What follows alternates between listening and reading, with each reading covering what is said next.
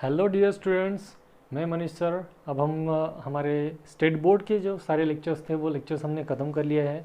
This time is for now MST CET के examination के preparation के लिए अब हमारे ये सारे लेक्चर्स इसके आगे चलते रहेंगे। ठीक है, तो sequentially we are taking mathematical logic, matrices, then trigonometric function. ये जो चैप्टर्स है ये सिक्वेंशियली हम करेंगे पहले पे स्टार्टिंग से लेके एंड तक, एलपीपी तक। ठीक है, वैसे M1 के जो 11th के चैप्टर्स है वो 11th के चैप्टर्स भी हम आपको बताने वाले हैं कि उसमें भी MCQ कैसे सॉल्व किए जाएंगे, वो उसका थेरोटिकल पार्ट क्या होगा। आपको आपको अपने क्लास से 11th के जो पाँचों चैप्टर्स है उसके वीडियो लेक्चर्स तो मिले होंगे, तो उसके कंसेप्ट पहले आप रिवाइज कर लो। फिर जैसे जैसे वक्त मिलेगा आपको उसके CET का भी हम बता देंगे। पहले हम 12th का कर लेते हैं, क्योंकि हमें पता है 11th का जो पार्ट है वो कितना आने वाला है, 20%। That means 5 MCQs on 11th syllabus. तो सबसे पहले हम क्या करने वाले, जो 20 MCQ M1 के 20, M2 के 20 होते हैं 12th के, और 11th के 5-5, ऐसे हमारे टोटल 50 MCQ होते हैं, आपको तो पता ही है। ठीक है, तो अब हम क्या करेंगे, now we are starting our CET syllabus, CET oriented syllabus. मतलब इसमें थेरोटिकल नॉलेज कम और MCQ में ज़्यादा हम देखेंगे। तो सबसे पहले हम क्या करें, इस चैप्टर का क्या स्टार्ट करने वाले हैं, मैथमेटिकल लॉजिक M1 का फर्स्ट चैप्टर है हमारा। इस चैप्टर की जितनी भी थ्योरी हमने पढ़ी है वो इन शॉर्ट हम रिवाइज करेंगे। इसको आप फास्ट ट्रैक रिवीजन भी कह सकते हो। ठीक है, इन शॉर्ट हम इसको रिवाइज करेंगे, और अगर उसमें कुछ शॉर्टकट्स होंगे as per the CET MCQ solve करने के लिए, तो वो शॉर्टकट हम डिस्कस करेंगे। ठीक है, सो देखिए सबसे पहले हमारे पास है द कंटेंट्स। क्या क्या कंटेंट हमें यहाँ पर पढ़ने हैं। Contents covered in the logic chapter. Contents are statement, मतलब क्या होता है, लॉजिकल कनेक्टिव्स कौन कौन से है, कंपाउंड स्टेटमेंट क्या होता है, एंड द ट्रूथ टेबल। ठीक है, ये सबसे पहला हमारा पॉइंट है। फिर सेकेंड पॉइंट स्टेटमेंट पैटर्न है। स्टेटमेंट पैटर्न के बाद लॉजिकल इक्विवेलेंस है। ठीक है, लॉजिकल इक्विवेलेंस हमने पढ़ा है ना, algebra of statements. After that tautology, contradiction and contingency. ठीक है, ये यहाँ पर इसके कंटेंट्स हो गए। Then quantifiers and quantified statements, इसमें से क्वांटिफायर एंड क्वांटिफाइड स्टेटमेंट्स रखा गया है। और इसके बाद का जो डुअलिटी चैप्टर है या डुअलिटी कंसेप्ट है, वो डुअलिटी कंसेप्ट सिर्फ यहाँ पे रिमूव किया गया है। क्वांटिफायर और क्वांटिफाइड स्टेटमेंट्स है वैसे ही हमारे सिलेबस में रहने वाले। ठीक है, then negation of compound statements and switching circuits. तो इसमें से ड्यूअलिटी एंड स्विचिंग सर्किट्स, ये दोनों कंटेंट जो है वो हमारे फर्स्ट लेसन में से CET के भी एग्ज़ाम के लिए वो ओमिट किए गए हैं। इसलिए हम जो बचते हैं वही यहाँ पर अब हमारे कंटेंट हम पढ़ेंगे, और उसी कंटेंट की हम रिवीजन करेंगे, और उसी कंटेंट के सिर्फ हम MCQs सॉल्व करेंगे। ठीक है, आई होप आपको समझ में आ गया होगा कि हमें किस तरह से जाना है। पहले हम थेरोटिकल पार्ट लेंगे, then we are solving some MCQs, फिर आपके एग्जाम्स होंगे। ठीक है, तो let us start our first concept. क्या है हमारा फर्स्ट कंसेप्ट, हमारा फर्स्ट कंसेप्ट है यहाँ पर the statement. What is the statement. एक स्टेटमेंट मतलब क्या होता है, it is a declarative sentence. ये एक डिक्लेरेटिव सेंटेंस होता है, और ये डिक्लेरेटिव सेंटेंस मतलब क्या होता है, विच इज़ आइदर ट्रू और false. A declarative sentence which is either true और फॉल्स, मतलब जिसका आंसर या तो ट्रू हो सकता है या तो फॉल्स हो सकता है। ऐसा एक डिक्लेरेटिव सेंटेंस मतलब हमारा स्टेटमेंट इन लॉजिक होता है। ठीक है, तो किस किस टाइप के जो स्टेटमेंट होते हैं वो स्टेटमेंट हम इसको ये कह सकते हैं। अब देखिए इसमें इसकी जो ट्रूथ वैल्यू है वो आइदर ट्रू, मतलब या तो ट्रू रहेगी या तो फॉल्स रहेगी, या तो मतलब आपके दिमाग में ऐसा आया होगा कि सर अगर समझो किसी की ट्रूथ वैल्यू, किसी एक स्टेटमेंट की ट्रूथ वैल्यू अगर at at a time true और फॉल्स दोनों है तो क्या करेंगे। तो बेटा देखिए, अगर किसी एक स्टेटमेंट की truth value both at a time है, मतलब ट्रू और फॉल्स दोनों एट अ टाइम है, तो उस केस में वो जो स्टेटमेंट है वो हमारा स्टेटमेंट इन लॉजिक नहीं होता। ठीक है, अगर ट्रू या फॉल्स इन दोनों में से एक है तो हम कह सकते हैं कि वो जो है वो हमारा स्टेटमेंट इन लॉजिक है, लेकिन दोनों एट अ टाइम अगर है तो वो स्टेटमेंट इन लॉजिक नहीं है। ठीक है, तो यहाँ पर ये स्टेटमेंट हो जाता है। देन स्टेटमेंट किस तरह से हम इन स्टेटमेंट्स को रिप्रेजेंट करते हैं। So statements are represented as small letters PQRST like that. ठीक है, और जो ट्रूथ वैल्यू है वो ट्रूथ वैल्यू हम कैसे डिनोट करते थे, ट्रूथ वैल्यू हम डिनोट करते हैं capital T and capital F। Capital T for truth value true and capital F for truth value false. So true और फॉल्स के लिए capital T and capital F ये हम यहाँ पर कंसिडर करते थे, या इनको ऐसे हम पुट करते थे। ठीक है, ये हो गया हमारा स्टेटमेंट। अब स्टेटमेंट में कौन कौन से स्टेटमेंट हम कंसिडर नहीं करेंगे? इंटरोगेटिव स्टेटमेंट होते हैं, सेंटेंसेस होते हैं, ठीक है, या एक्सक्लामेटरी सेंटेंसेस होते हैं, ओ माई गॉड, ठीक है, put the pain in that drawer, open the window, ये जो है ये स्टेटमेंट्स कैसे हैं? इनको हम ओपन स्टेटमेंट्स, इंटरोगेटिव स्टेटमेंट्स, ठीक है। जैसे कोई पुलिस चोर को पूछता है, क्यों रे चोरी की थी क्या, तो ये इंटरोगेशन मतलब ये क्वेश्चन पूछा गया है ना, तो क्वेश्चन पूछना हो या कोई मतलब ऐसा एक्सक्लेमेटरी मतलब एक्साइटमेंट में जैसे निकल जाता है हमारे मुंह से, वाओ व्हाट अ प्ले, ठीक है। सो ये जो स्टेटमेंट्स होते हैं, these statements are nothing but these statements are not the statements, और this type of sentences are not the statements in mathematical logic. ये मैथमेटिकल लॉजिक में हमारे स्टेटमेंट्स नहीं होते हैं। समझ में आई बात? ये इस पे कोई क्वेश्चन हो सकता है, अगर इजीएस्ट क्वेश्चन हो सकता है तो इस पे ये हो सकता है कि which of the following are not the statement और which of the following is a statement, ठीक है। अगर आया तो हमारी मतलब हमारा लकी ड्रॉ रहेगा, वो लकी रहेगा हमारे लिए, क्योंकि 2 मार्क के लिए क्वेश्चन आता है बच्चों, और इतना ईजी अगर आ जाए फिर तो चांदी ही चांदी है, ठीक है। So the next concept is logical connectives. How many connectives are there? हमने देखा है लॉजिकल कनेक्टिव्स कौन कौन से होते हैं, तो हमने देखा है, आपने 12th की एग्जाम दी है, दैट मीन्स आपने देखा ही होगा उसको, ठीक है। सो लॉजिकल कनेक्टिव्स होते हैं एंड और, सबसे पहले तो, ठीक है, जिन्हें हम कंजंक्शन एंड डिसजंक्शन कहते हैं। पहला होता है कंजंक्शन, उसको कैसे रिप्रेजेंट किया जाता है? हम उसको उल्टा वी से रिप्रेजेंट करते हैं। उसको कैसे रीड किया जाता है या क्या रीड किया जाता है? उसको एंड रीड किया जाता है, okay. It is disjunction. Disjunction को हम कैसे, ये V is the notation for disjunction, उसको पढ़ते कैसे? अगर पी और क्यू ऐसे दो स्टेटमेंट्स है, तो पी और मतलब पी डिसजंक्शन क्यू और पी और क्यू ऐसे हम उसको रीड करते हैं, ठीक है। Then next is negation. Negation मतलब क्या होता है? जो वैल्यू आई है हमारी या जो उसका है आंसर आया है, उस आंसर को हम नॉट लगाते हैं, नॉट लगाते हैं उसको। नॉट लगाना मतलब क्या है? निगेशन। और निगेशन का सिंबल क्या होता है? जो सिमिलरिटी का सिंबल होता है उस टाइप का हमारा निगेशन का सिंबल होता है, ठीक है। ये जो है वो निगेशन का सिंबल है। उसको अगर समझो P एक स्टेटमेंट है, उसको नॉट लगाना है, तो हम क्या करेंगे? Not P, that is negation of P, okay. Next is conditional और इम्प्लीकेशन। इसको हम एरो से डिनोट करते थे, ठीक है। कंडीशन और implication is nothing but if then, ठीक है। इफ एक स्टेटमेंट देन दूसरा स्टेटमेंट, अगर ऐसा हो तो इफ देन जिसमें यूज किया गया वो कैसा टाइप का होता है statement? Conjunction. If then is nothing but implication या कंडीशनल कहते हैं उसको। फिर इसके बाद आता है बाय कंडीशनल और डबल इम्प्लीकेशन। बाय कंडीशनल मतलब क्या होता है? उसको दोनों मतलब दोनों, जैसे कंडीशन का या इम्प्लीकेशन का सिंगल हेडेड एरो उसका नोटेशन है, वैसे डबल इम्प्लीकेशन का डबल हेडेड एरो उसका नोटेशन है, ठीक है। सो double headed arrow is indicated by conditional statement, और यहाँ पर हम क्या कहेंगे उसको?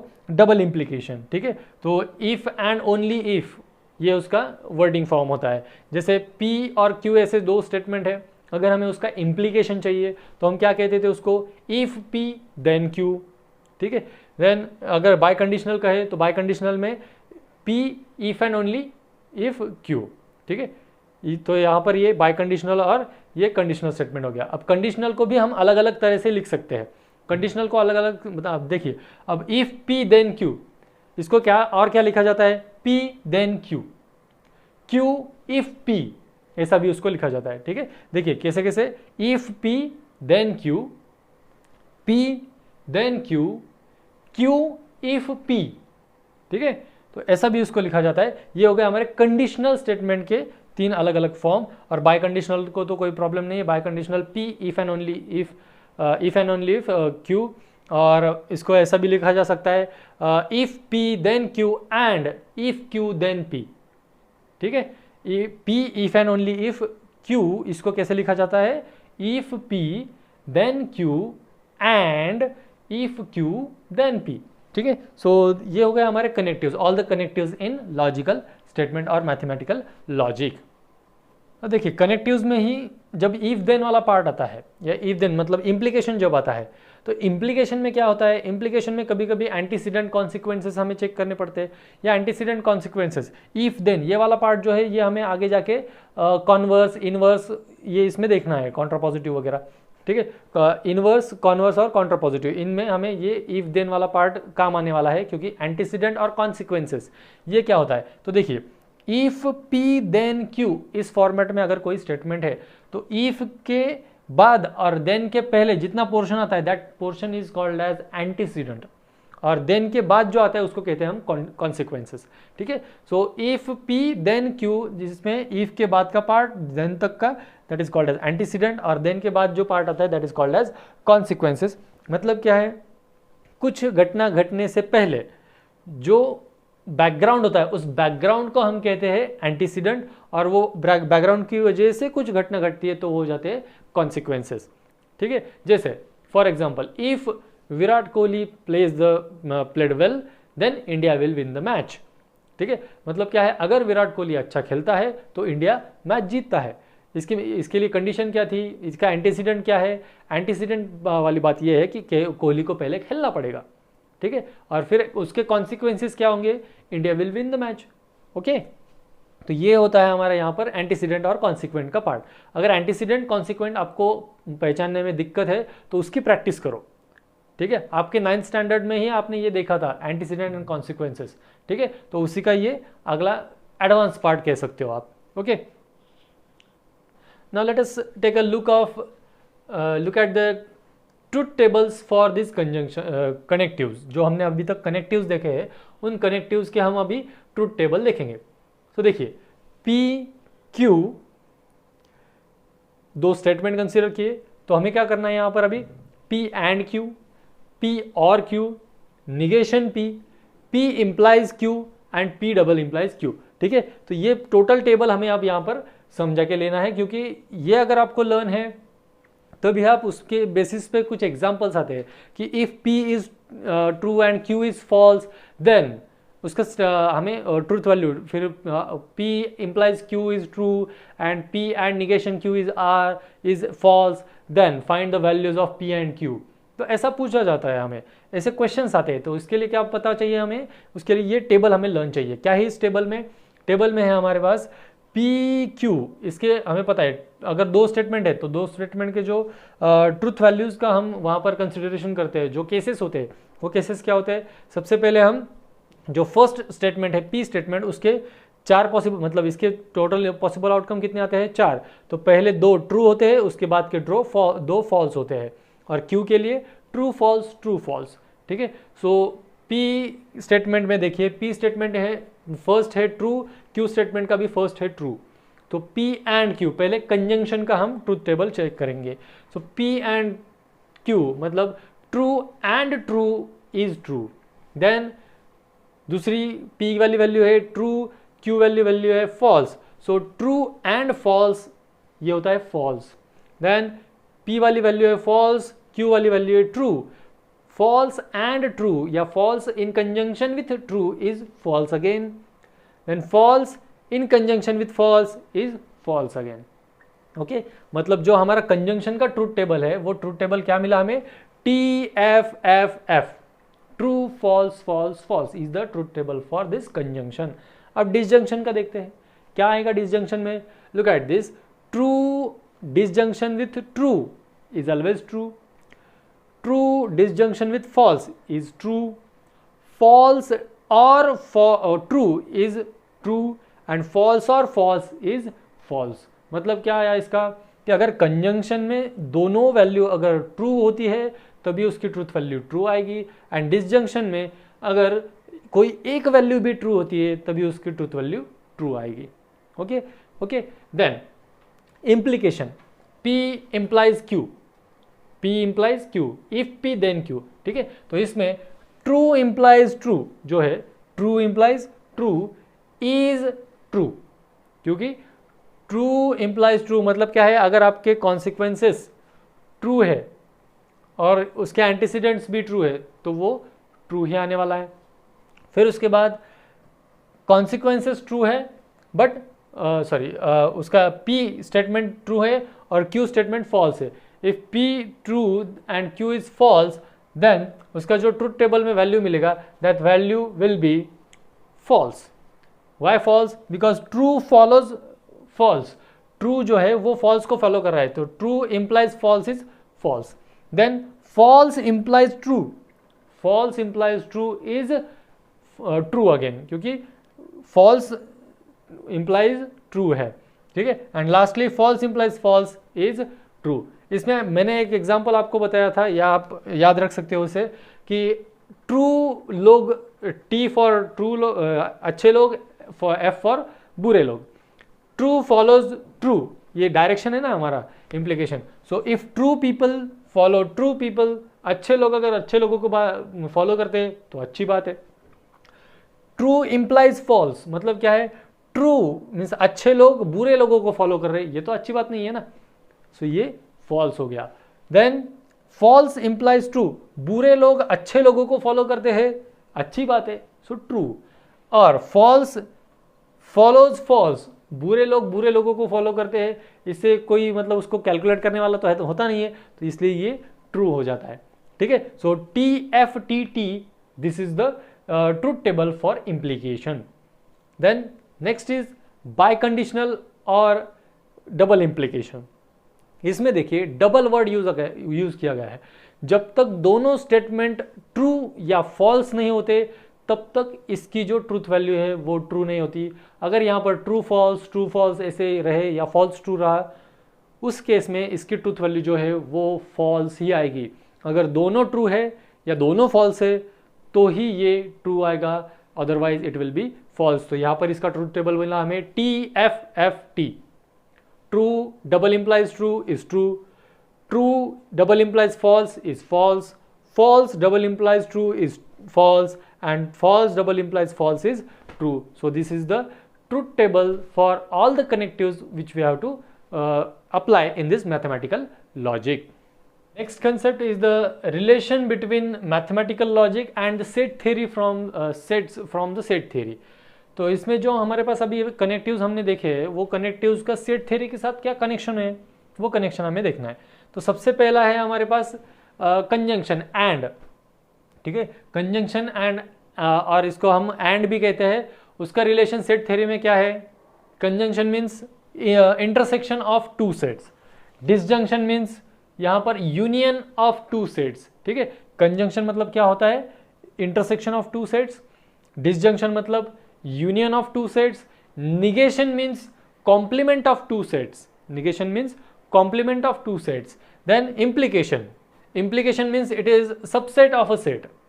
कंडीशनल या जो इम्प्लीकेशन हम यूज करते हैं, तो कंडीशनल स्टेटमेंट या इम्प्लीकेशन मतलब क्या होता है? It is subset of two set. And biconditional means it is equality of two sets. ठीक है. समझ गए? Conditional, all the conjunction, disjunction, negation, implication and double implication. क्या क्या है? कंजंक्शन मतलब it is conjunction means intersection, disjunction मतलब union, then negation मतलब क्या होता है? निगेशन मीन्स उसका complement, implication means subset, and biconditional means उसका equality. Okay, equality of two sets. ये था relation of this connectives with the set theory of sets. ना स्टेटमेंट पैटर्न. स्टेटमेंट पैटर्न मतलब क्या है? इन स्टेटमेंट पैटर्न और statement pattern can be defined as when two or more simple statements, when two or more simple statements. अब आप कहोगे sir ये simple statement क्या होता है? सिंपल स्टेटमेंट मतलब सिंपल होता है, और स्टेटमेंट मतलब क्या? ये भी इसमें ये होता है जब तक पर्टिकुलर टाइम, प्लेस या कोई आदमी हमें परफेक्टली नोन नहीं होता है तब तक हम उसको स्टेटमेंट नहीं कह सकते. सो जैसे यहाँ पर देखिए सिंपल स्टेटमेंट हमें चाहिए. सो स्टेटमेंट पैटर्न के लिए चाहिए होते हैं सिंपल स्टेटमेंट. सिंपल स्टेटमेंट मतलब क्या? मैंने अभी आपको बताया है. So simple statement, when two or more simple statements are used and connected with the help of logical connectives. कौन कौन से logical connectives है? ये conjunction, disjunction, negation, implication, double implication. इनके यूज के साथ अगर कोई दो और दो से ज़्यादा simple logical statements अगर हम कनेक्ट करते हैं तो उसको वो उसमें जो फॉर्म होता है that will be the वो हमारा बनता है statement pattern. वो बन जाता है स्टेटमेंट पैटर्न। कब? व्हेन टू और मोर सिंपल स्टेटमेंट्स, दो और दो से ज़्यादा सिंपल स्टेटमेंट्स को हम लॉजिकल कनेक्टिव्स के साथ जब कनेक्ट करते हैं तो जो बनेगा that will be our statement pattern. मतलब क्या है, जैसे दो स्टेटमेंट है सपोज पी क्यू और तीसरा एक स्टेटमेंट है suppose R, P Q and R, ऐसे तीन स्टेटमेंट है। सो पी इंप्लाइज क्यू और निगेशन आर, ये हमारा स्टेटमेंट पैटर्न बन सकता है। ठीक है, सो ऐसे हमारे पास बहुत सारे स्टेटमेंट पैटर्न्स हो गए। तो स्टेटमेंट पैटर्न पे हमें अप्लाई करने के लिए कुछ एग्जांपल, या स्टेटमेंट पैटर्न के ऊपर बेस्ड हमें बहुत सारे एग्जांपल्स पूछे जा सकते हैं। तो let us see. Now see this, the next concept is converse, inverse and contrapositive of the statement. किसी भी given statement का converse, inverse और contrapositive मतलब क्या होता है ये हमें अब देखना है। So look at this. If any given statement is a conditional statement, अगर कोई भी given statement conditional statement होगा P implies Q के फॉर्मेट में, if any given conditional statement which is P implies Q, जो भी given conditional statement P implies Q वाला होता है उसमें P इंप्लाइज Q, इसमें P मतलब क्या है, P is nothing but the antecedent and Q is nothing but the consequent. If we interchange the places of P and Q, if we interchange the places of P and Q, then the statement which is form is converse. Means if P then Q ऐसा अगर है तो if Q then P will be the converse. Understood? Converse हो गया। फिर inverse देखिए, अगर converse समझ में आया है तो इनवर्स देखना है। तो इनवर्स में क्या है, negation of both the statements, मतलब P इंप्लाइज Q, ये हमारा स्टेटमेंट है गिवन कंडीशनल स्टेटमेंट, उसमें negation of P and negation of Q, ये अगर हम लगाते हैं तो negation of P implies negation of Q अगर बनता है तो that will be our inverse statement. समझ में आया? P implies Q main statement था, Q इंप्लाइज P कॉन्वर्स हो गया, negation P implies negation Q मतलब इनवर्स हो गया, और उसमें भी कॉन्ट्रापोजिटिव होता है जिसमें negation Q implies negation P, मतलब निगेशन किसको लगाया हमने, जो स्टेटमेंट्स हमारे कॉन्वर्स में आए थे उन कॉन्वर्स के स्टेटमेंट्स को हमने निगेशन लगाया और फिर इंप्लीकेशन किया। So negation Q implies negation P is contrapositive. अब इस साल जब हमारे पास पता है हमें कि स्विचिंग सर्किट का जो एग्जांपल है जिस पे ज़्यादातर एक दो एग्जांपल्स पूछे जाते थे सीईटी में, वही अब इस बार हम उन्होंने एलिमिनेट किया है। तो इस पर्टिकुलर कंसेप्ट पे बहुत एग्जांपल्स आ सकते हैं, इसकी ज़्यादा से ज़्यादा प्रैक्टिस कीजिए। जितने एग्जांपल्स आपको मिलते हैं इसके उतने सॉल्व कर लीजिए, कहीं से भी ढूंढ निकालिए और वो एग्जाम्पल सॉल्व कीजिए। कोई भी पब्लिकेशन हो उस पब्लिकेशन के टेक्स्ट बुक लेके रेफरेंस बुक लेके आप उसको सॉल्व कर लीजिए। इस टाइप के एग्जांपल्स कौन कौन से, कॉन्वर्स, इनवर्स एंड कॉन्ट्रापोजिटिव। ठीक है, समझ में आया ये कॉन्वर्स, इनवर्स एंड कॉन्ट्रापोजिटिव क्या है? एक बार क्विक रिवाइज कर लेते हैं। P इंप्लाइज Q, ये अगर हमारा कंडीशनल स्टेटमेंट है, कॉन्वर्स हो जाता है Q इंप्लाइज P, इनवर्स बनता है negation P implies negation Q, and contrapositive बनता है negation Q implies negation P। Next is equivalence of this above statement, मतलब इससे पहले जो हमने पढ़ा था इक्विवेलेंस ऑफ, फिर लॉजिकल इक्विवेलेंस की, ये logical equivalence of any statement. मतलब क्या करते थे हम, अगर दो स्टेटमेंट हमारे लॉजिकली इक्विवेलेंट है तो हम क्या करते थे, पहले ट्रुथ टेबल निकालते थे, मतलब 12th की बोर्ड एग्जाम में। ठीक है, तो ट्रुथ टेबल निकालते थे। वो ट्रुथ टेबल के पास जब वो दो कोई भी कॉलम्स सेम ट्रूथ वैल्यू अगर देते थे तो उस केस में वो लॉजिकली इक्विवेलेंट बनते थे। लेकिन उतना ट्रूथ टेबल निकालने का टाइम हमारे पास सीईटी में होता है क्या? तो नहीं होता है। तो हमें क्या करना है, यहाँ पर हमें याद रखना है, यहाँ पर ये जो चीज़ें आगे मैं बता रहा हूँ ये चीज़ें हमें यहाँ पर याद रखनी है। अगर याद नहीं रख पा रहे हो तो उसको लिख के देखो, 10, 12, 15 बार लिखो उसे। जो चीज़ें याद नहीं रहती है सीईटी के लिए, शॉर्टकट्स हो तो वो लिखो और वो अप्लाई करो। वो सिर्फ लिखने से भी कुछ नहीं होगा, वो एग्जाम में, वो किसी क्वेश्चन में, एग्जाम्पल में आपको अप्लाई करने होंगे। ठीक है, सो लेट अस सी नेक्स्ट कंसेप्ट। यहाँ पर क्या है, it is nothing but the logical equivalence. Logical equivalence की डेफिनेशन देखते हैं हम। What is the definition of logical equivalence?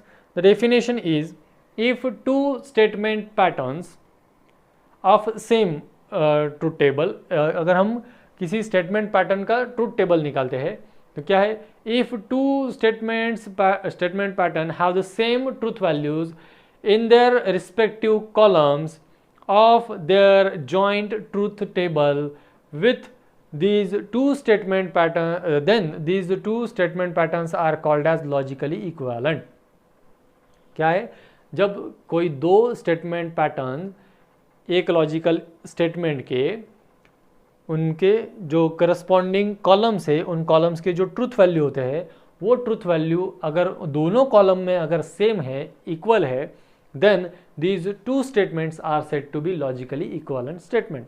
अब हम क्या करेंगे, जो हमने कॉन्वर्स, इनवर्स और कॉन्ट्रापोजिटिव देखे थे, क्योंकि ये क्वेश्चन आ सकता है, देखिए क्या है, the following which are the statements are having logical equivalence, ठीक है। तो लॉजिकली इक्वालेंट स्टेटमेंट्स कौन से है ये आइडेंटिफाई करना भी हमें आ सकता है, ये क्वेश्चन भी आ सकता है। तो उसमें क्या करना पड़ेगा, हमें देखना है कि एक स्टेटमेंट है, उसका कॉन्वर्स है, उसका इनवर्स है और उसका कॉन्ट्रापोजिटिव है, यही चार ऑप्शन हो सकते हैं।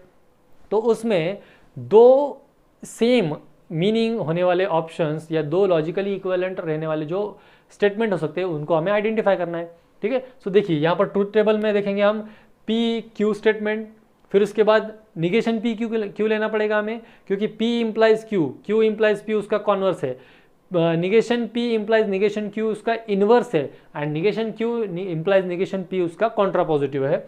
इसकी वजह से पी क्यू लेने के बाद हमें उसका negation P and negation Q भी लेना पड़ेगा। So what is P? P having truth values as true, true, false, false.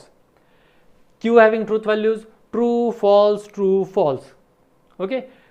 P के T T F F, Q के T F T F. अब इसका निगेशन है तो F F T T F T F T. Negation P, negation Q. Likewise. ठीक है? अब हम करेंगे P implies Q. P implies Q. जो कि क्या होता है? True implies true is true. True implies false is false. False implies true is true and false implies false is true. T F T T ये हो गया P implies Q का। अब क्या करना है हमें, Q implies P, ठीक है। अब ये हो गया हमारा स्टेटमेंट, गिवन कंडीशनल स्टेटमेंट। अब हम करेंगे उसका कॉन्वर्स। कॉन्वर्स में Q implies P करना है। सो Q का फर्स्ट वैल्यू क्या है, Q की true, true implies true is true.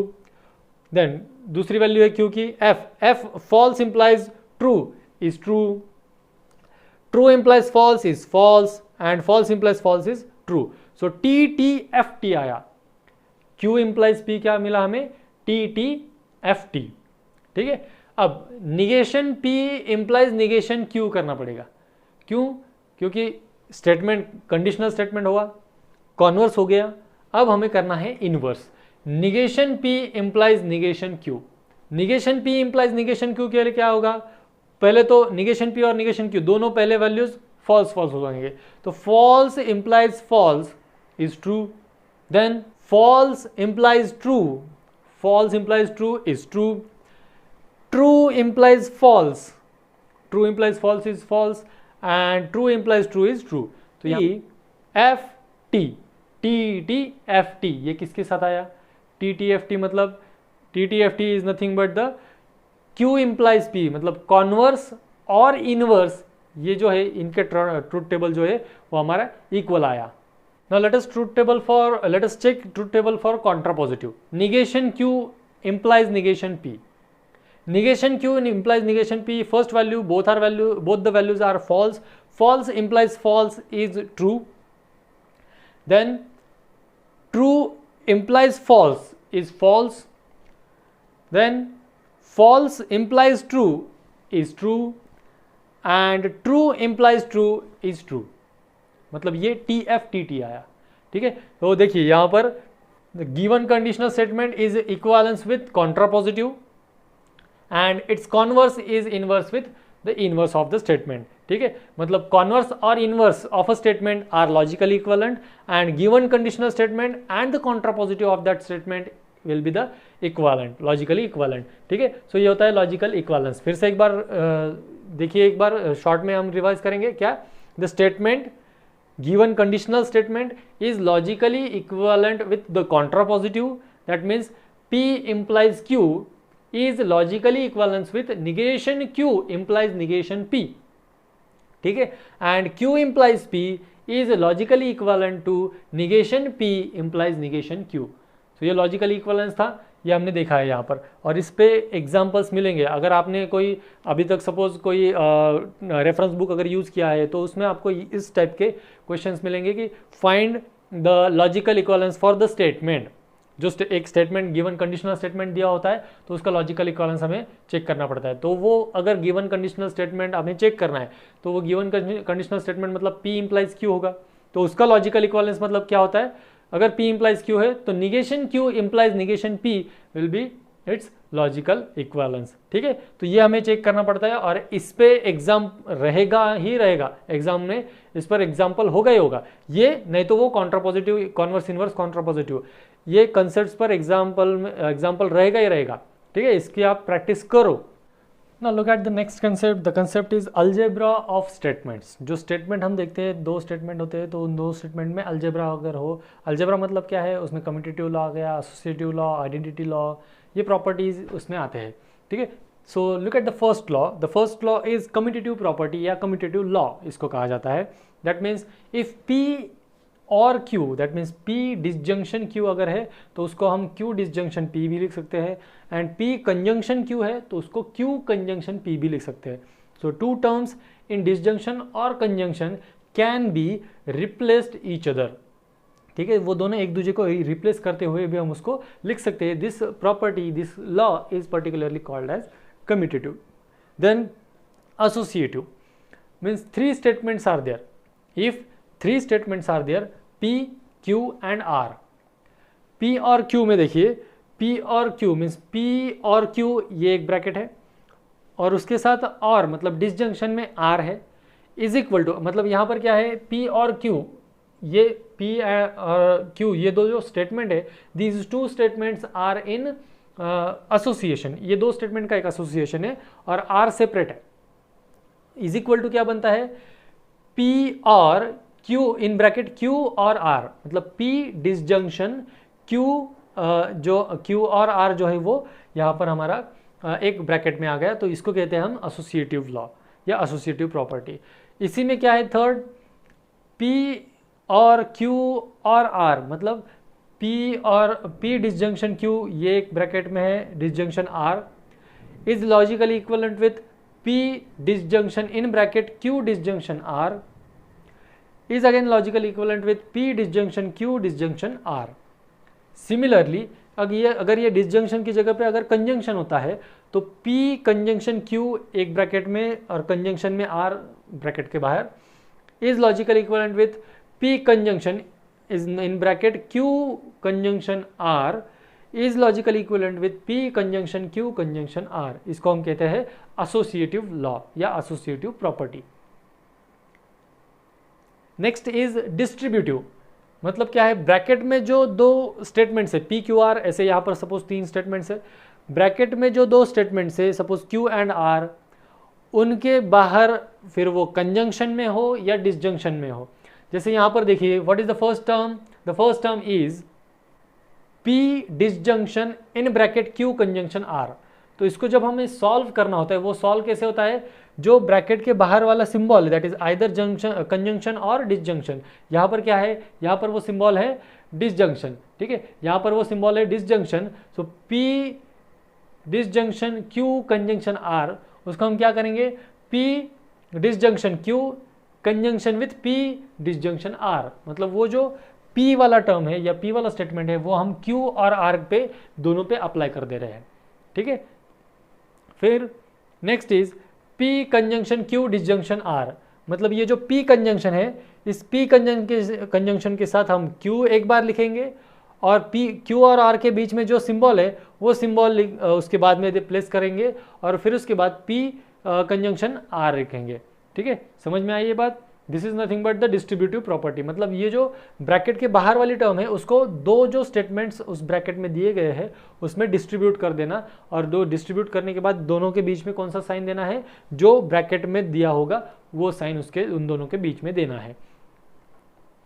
ठीक है, अब आप ये कह सकते हो सर यहाँ पर अगर हमारा P कंजंक्शन Q है ब्रैकेट में तो हमें P इम्प्लाइज Q है, तो इम्प्लीकेशन को भी अलग लिखने का एक हमारे पास रूल है, तो वो रूल हम बाद में देखेंगे। लेकिन सिर्फ यहाँ पर कंजंक्शन और डिसजंक्शन अगर है तो हम इस डिस्ट्रीब्यूटिव लॉ में डायरेक्टली कर सकते हैं कि ये अगर P कंजंक्शन है तो P कंजंक्शन को ब्रैकेट वाले स्टेटमेंट्स पे अप्लाई कर दो, या P डिसजंक्शन है तो P डिसजंक्शन को ब्रैकेट वाले स्टेटमेंट्स पे अप्लाई कर दो डायरेक्टली, अगर ब्रैकेट वाले स्टेटमेंट्स में कंजंक्शन और डिसजंक्शन होता है तो। अगर ब्रैकेट वाले स्टेटमेंट में हमारा जो इम्प्लीकेशन है तो वो इम्प्लीकेशन हो या डबल इम्प्लीकेशन हो तो उसको अलग से क्या लिखने के बाद हम अप्लाई करेंगे वो अभी देखेंगे, जो हमारा वो एक दो रूल के बाद हम वो रूल भी आपको बता देंगे। ना डी मॉर्गन्स थ्योरम या डी मॉर्गन्स प्रॉपर्टी या डी मॉर्गन्स लॉ, मतलब अगर देखिए यहाँ पर P एंड Q या P conjunction Q, P disjunction Q ये अगर है हमारे ब्रैकेट में और उस टोटल ब्रैकेट को अगर निगेशन लगाना है या निगेशन है तो हम क्या करते हैं, जो ब्रैकेट वाले टर्म्स है सपोज P और Q ये हमारे स्टेटमेंट है ब्रैकेट में, तो उनको निगेशन लगा देंगे सबसे पहले, negation P negation Q। Bracket में फिर जो सिंबल यूज किया गया है अगर वो कंजंक्शन है तो दूसरी साइड में वो डिसजंक्शन बन जाएगा, और यहाँ पर अगर वो डिसजंक्शन है तो दूसरी वाली साइड वो कंजंक्शन बन जाएगा। मतलब negation of P conjunction Q, इसका लॉजिकल इक्विवेलेंस किसके साथ आएगा, ये negation Q disjunction negation P। ठीक है, negation of in bracket P conjunction Q या P and Q is nothing but negation P और negation Q, and negation of P और Q अगर है तो वो बनेगा negation P and negation Q। This is nothing but the D Morgan's law या D Morgan's property. ठीक है, समझ में आया डी मॉर्गन्स प्रॉपर्टी। तो नेक्स्ट इज एब्सॉर्प्शन लॉ। अब एब्सॉर्प्शन लॉ मतलब क्या है, देखिए दो ही स्टेटमेंट है। अब डिस्ट्रीब्यूटिव के जो ये डिस्ट्रीब्यूटिव लॉ थोड़ी देर पहले जब हमने देखा था तो डिस्ट्रीब्यूटिव में क्या था, P Q एंड R ऐसे तीन अलग अलग स्टेटमेंट थे, जिसमें ब्रैकेट वाले टर्म में या तो एंड था या तो और था, और फिर ब्रैकेट के बाहर जो भी P के साथ था उसमें हम वो चेक करके वो डिस्ट्रीब्यूट कर देते थे। तो ये जो है ये एब्सॉर्प्शन लॉ, इसमें तीन जगह पे सिर्फ दो ही स्टेटमेंट होते हैं, या तो P P Q या P Q Q ऐसे। इसमें देखिए यहाँ पर हम एब्सॉर्प्शन लॉ आपको बता रहे हैं। इन दिस एब्सॉर्प्शन लॉ क्या है, P और in bracket P and Q, मतलब P एंड Q ब्रैकेट में है और उसके साथ और में कौन है, P। ठीक है, सो P एंड Q उसके साथ और में अगर P है तो इसको फाइनली सॉल्व करने के बाद डायरेक्टली हम इसको P लिख सकते हैं। ठीक है, और दूसरा P एंड P और Q, मतलब देखिए P और P एंड Q को भी हम P लिख सकते हैं और P और P एंड Q को भी हम P लिख सकते हैं। इसको हम कहते हैं absorption law. This is called as absorption law. Next is conditional law. Conditional law मतलब जो मैंने अभी आपको कहा था कि अगर समझो ब्रैकेट में P इम्प्लाइज Q अगर है तो P इम्प्लाइज Q को हम क्या लिखते हैं, निगेशन P और Q। P implies Q can be written as negation P और Q। इसको कंडीशनल लॉ कहा जाता है या कंडीशनल रूल कहा जाता है या कंडीशनल प्रॉपर्टी कहा जाता है। और दूसरा है P double implies Q। P double implies Q means what, negation P और Q एंड निगेशन Q और P। This is nothing but the conditional laws. ये हमारे कंडीशनल लॉज हो गए। फिर नेक्स्ट इज, अगर देखिए इसमें किसी स्टेटमेंट के कंजंक्शन में या डिसजंक्शन में T, दैट मीन्स तो T स्टैंड्स फॉर क्या होता है यहाँ पर, या तो टोटोलॉजी या ट्रूथ वैल्यू ट्रू होता है। ठीक है, सो अगर वो अगर टोटोलॉजी है और फॉल्स मतलब सपोज F या कॉन्टिजेंसी के लिए C भी कभी कभी यूज़ किया जाता है। तो यहाँ पर क्या है, अगर किसी स्टेटमेंट के कंजंक्शन या डिसजंक्शन में टोटोलॉजी कंजंक्शन अगर है, मतलब ट्रू उसकी जो शॉर्ट फॉर्म है उसको स्मॉल t या c यूज़ किया गया है। सो t होता है टोटोलॉजी के लिए, c होता है फॉर कॉन्ट्राडिक्शन। ठीक है, t अगर टोटोलॉजी के लिए है और f अगर सपोज कॉन्ट्राडिक्शन के लिए है, f की जगह पे फिर कभी कभी स्मॉल c भी होता है। ठीक है, सो ये अगर हमारा सपोज टोटोलॉजी और कॉन्ट्राडिक्शन के लिए है तो उसके लिए कुछ लॉज है हमारे पास। If P any statement is in disjunction with true or tautology, any statement is in or with tautology or T, मतलब P or tautology is the tautology itself and P or contradiction is that statement itself. मतलब P or T is T and P or F is P। Okay, then P and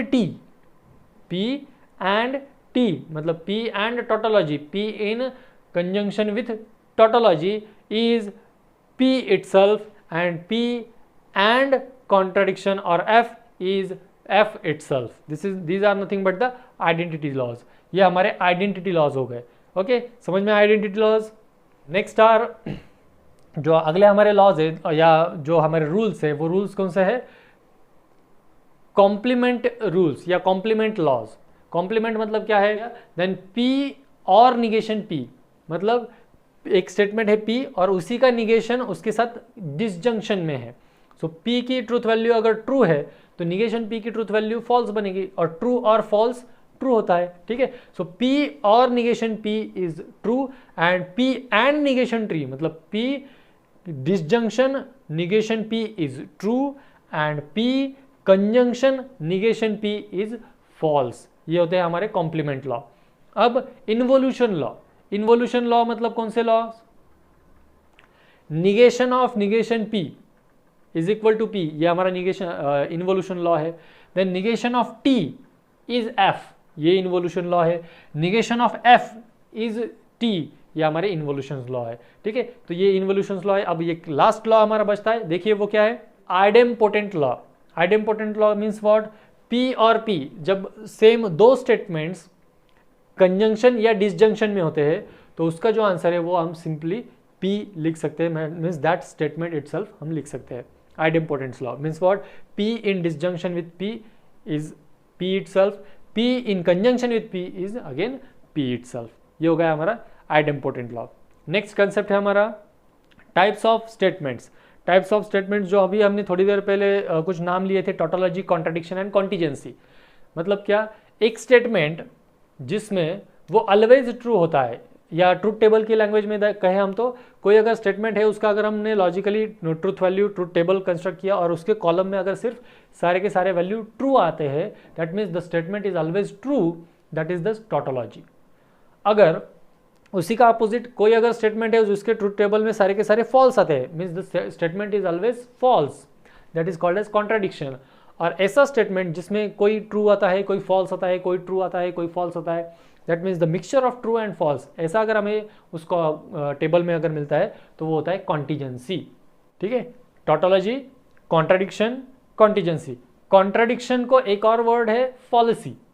contradiction को एक और word क्या है? Falsies. अगर सारे के सारे ट्रू है तो टोटोलॉजी, सारे के सारे फॉल्स है तो कॉन्ट्रडिक्शन या फॉल्सी, और अगर ट्रू फॉल्स मिला के है तो कॉन्टिजेंसी. ओके, इसी को और क्या बताया हमने? Always true, any statement always true, tautology. Any statement always false, contradiction या फॉल्सी. और नाइदर टोटोलॉजी और नाइदर फॉल्सी या नाइदर कॉन्ट्रडिक्शन अगर आता है तो हम उसको कहते हैं कॉन्टिजेंसी. ठीक है, इसके बाद का जो डुअल वाला पार्ट है, वो डुअल वाला पार्ट हमारा इस सिलेबस में से कट किया गया है. तो देखिए अगला, क्वांटिफायर एंड क्वांटिफाइड स्टेटमेंट्स. मतलब क्या है? अगर some of them, all of them, ऐसे कुछ वर्ड्स अगर वहाँ पर यूज़ किए गए होंगे तो उसमें हमें क्या करना है? उस केस में हमें वहाँ पर उस सम ऑफ देम को ऑल ऑफ देम से और ऑल ऑफ देम को सम ऑफ देम से चेंज करना है. और ये जो है, ये स्टेटमेंट्स हमारे डुअलिटी के लिए भी यूज़ किए जाते हैं, ये स्पेसिफायर से. So there are two quantifiers जो हमने बताया अभी. एक क्वांटिफायर है उसको डिनोट किया जाता है उल्टा ए, उसको कहा जाता है यूनिवर्सल क्वांटिफायर. क्या कहा जाता है उसको? Universal quantifier. और दूसरा होता है एग्जिस्टेंशियल क्वांटिफायर, उसको हम उल्टे ई से डिनोट करते हैं. यूनिवर्सल क्वांटिफायर उल्टा ए, एग्जिस्टेंशियल क्वांटिफायर उल्टा ई. ठीक है, और ये जो क्वांटिफायर्स है, ये क्वांटिफायर्स यूज करने के बाद जो स्टेटमेंट मिलता है, that statement is called as quantified statement. ना निगेशन ऑफ सम स्टेटमेंट्स. अब हम निगेशन पढ़ेंगे क्योंकि निगेशन पे भी एग्जाम में आपके क्वेश्चन रह सकता है. क्योंकि देखिए निगेशन वाला एक आध दो क्वेश्चन तो पहले ही भी रहते थे, अब क्यों उसकी प्रोबेबिलिटी क्यों बढ़ गई है? क्योंकि हमारा जो मेन क्वेश्चन था लॉजिक, उसके जो स्विचिंग सर्किट वाला, वो क्वेश्चन यहाँ से हट गए हैं. डुअल वाले भी क्वेश्चन रहते थे तो डुअल वाला भी हट गया है. ठीक है, तो हमें निगेशन और मतलब कॉन्वर्स, इन्वर्स और कॉन्ट्रापॉजिटिव, ये टाइप्स पे हमें फोकस करना पड़ेगा ज़्यादा. तो लेकिन let us see negation of statements. So first यहाँ पर है हमारे पास फर्स्ट निगेशन ऑफ डिसजंक्शन. मतलब ब्रैकेट में है P और Q और उसको निगेशन करना है तो वो निगेशन क्या बनेगा हमारा? Negation P and negation Q. Second one negation of P and Q है। Negation of P and Q मतलब क्या है, उन दो स्टेटमेंट्स में कौन सा कनेक्टिव यूज किया गया है, एंड मतलब कंजंक्शन यूज किया गया है, ठीक है। So negation of P conjunction Q अगर है तो उसका क्या आएगा वो answer, that will be negation of P और क्यू, मतलब negation of P disjunction Q. Then negation of implication, मतलब negation of P implies Q अगर है तो पी इंप्लाइज क्यू को हम क्या लिखते थे, निगेशन पी और Q. So negation of negation P और Q that will be equal to P and negation Q. Then negation of P double implies Q, negation of P double implies Q, तो P double implies Q को कैसे लिखते थे हम, negation P और Q and negation Q और P, ठीक है। तो अब उसमें निगेशन लग जाएगा, निगेशन लगने के बाद जिसको ना ये निगेशन होता है वो कट जाता है, और जिसको नहीं होता उसको निगेशन बैठता है, और डिसजंक्शन का बनता है कंजंक्शन, कंजंक्शन का बनता है डिसजंक्शन। तो इसका निगेशन क्या आएगा फिर, negation of P double implies Q, P and negation Q, और पी एंड निगेशन क्यू और Q and negation P, this will be the negation of double implication. Negation of negation P ये तो हमने law में ही पढ़ा था, negation of negation P will be P. Then negation of, अगर देखिए यहाँ पर कुछ लेस देन और इक्वल टू, ग्रेटर देन और इक्वल टू ऐसा अगर कुछ दिया गया है, मैथमेटिकल स्टेटमेंट में भी आ सकता है, अगर x इज लेस देन और equal to x is less than y ऐसा अगर गिवन है हमें स्टेटमेंट में और उसका निगेशन हमें चाहिए, तो if x is less than y इसका निगेशन चाहिए, तो लेस देन का निगेशन क्या हो सकता है, लेस देन का निगेशन हो सकता है या तो वो इक्वल टू हो या तो ग्रेटर देन हो। Means if x is less than y इसका निगेशन हमें चाहिए तो उसका निगेशन होगा x ग्रेटर देन और equal to y। If x is greater than y ऐसा अगर हमें स्टेटमेंट गिवन है तो उसका निगेशन क्या आएगा, उसका निगेशन होगा x इज लेस देन और इक्वल टू y, ठीक है, समझ गए बात। ओके, ये था हमारा निगेशन। और इसके बाद वाला जो कंसेप्ट है हमारा स्विचिंग सर्किट का, that concept was deleted from this syllabus. अब ये था हमारा लॉजिक चैप्टर का टोटल थ्योरेटिकल सिनॉप्सिस। ये अब आपको अच्छे से याद करना है, इसमें से जो जो मैंने पॉइंट्स आपको बताए हैं वो पॉइंट आपको लिखने हैं, और फिर उसके बाद हम अभी नेक्स्ट लेक्चर से इसके MCQ सॉल्व करेंगे। ओके बच्चों, सो तब तक के लिए आपको क्या करना है, ये चैप्टर अच्छे से रीड करना है। ये जो थी ये हमारी मैथमेटिकल लॉजिक चैप्टर की फास्ट ट्रैक रिवीजन थी, ठीक है। तो इसमें हमें जो भी आप इसमें जितने भी शॉर्टकट ढूंढ पाओ इस लेक्चर में उतने शॉर्टकट आपकी नोटबुक में लिख लो, और आपको ये अप्लाई करने हैं अपने MCQs में। ओके, तो तब तक के लिए अच्छी स्टडी कीजिए, घर में रहिए, अच्छे से खुद को मेंटेन कीजिए, ठीक है। Bye bye.